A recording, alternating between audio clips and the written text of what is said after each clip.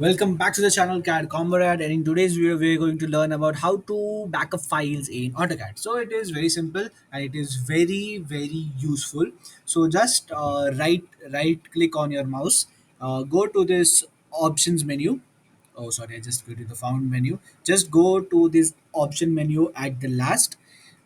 After going to their open and save file save folder, you have to go to the open and save option.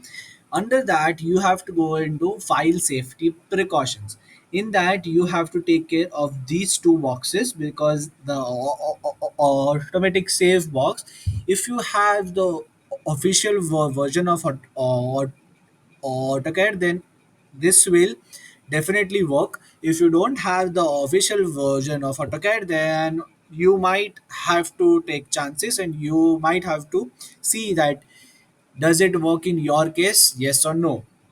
Correct. So you have to click on the firstly you have to click on the automatic save and specify the minutes between. Say, let's say I'll go with 5 minutes. So that means every 5 minutes my AutoCAD file will get saved. Okay, after that you have to click the create backup copy with each save. So every 5 minutes, when the file saves, it will also create a backup file. So anything happens with your main file, you got covered by AutoCAD by having a backup file of its own. So click on that also. uh, just after doing that, you are all set to go. Just press apply and press OK.